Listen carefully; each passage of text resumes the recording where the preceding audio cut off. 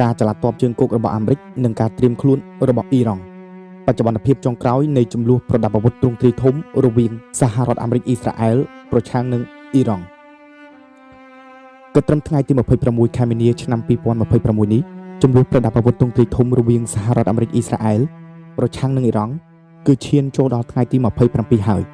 ស្របពេលនេះដែរសហរដ្ឋអាមេរិកកំពុងពង្រាយកងកម្លាំងដើម្បីត្រៀមប្រយុទ្ធតាមជើងគោកចូលទៅកាន់តំបន់មជ្ឈិមបូព៌ាបន្ទាប់ពីអ៊ីរ៉ង់បានច្រានចោលសំណើប័ណ្ណឈប់បាញ់កាលពីថ្ងៃពុធ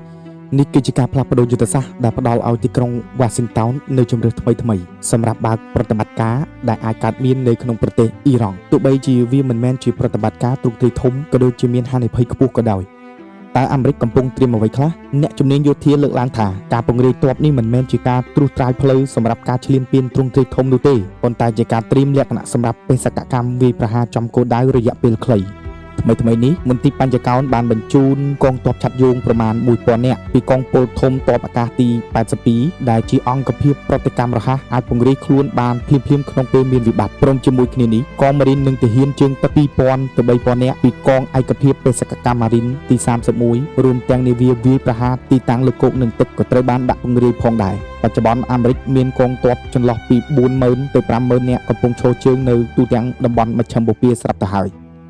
បើមិនវាយលុកទ្រង់ទ្រាយធំតើកងទ័ពអាមេរិកនឹងធ្វើប្រតិបត្តិការបែបណានៅលើទឹកដីអ៊ីរ៉ង់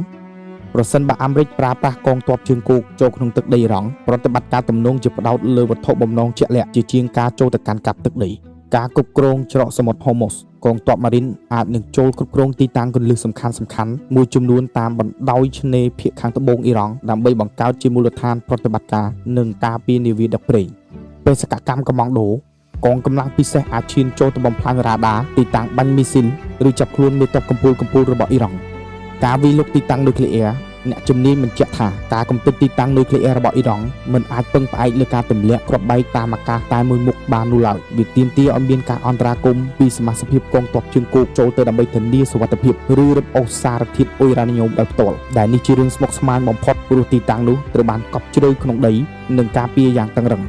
អ្វីដែលអាមេរិកមិនទំនងជាធ្វើនោះគឺការវាយដើម្បីកាន់កាប់កោះខើកដែលជាមជ្ឈមណ្ឌលនាំចេញប្រេងដ៏ធំបំផុតរបស់អ៊ីរ៉ង់គឺជារឿងដែលអ្នកជំនាញយោធាយល់ថាមិនទំនងជាកើតឡើងនោះទេការកាន់កាប់កោះនេះនឹងធ្វើឲ្យកងទ័ពអាមេរិកក្លាយជាគោលដៅស៊ឹបដែលងាយរងការវាយប្រហារដោយមីស៊ីលនិងដ្រូនអ៊ីរ៉ង់ហើយក៏ប្រឈមនឹងភាពលំបាកខ្លាំងក្នុងការផ្គត់ផ្គង់ភស្តុភារផងដែរ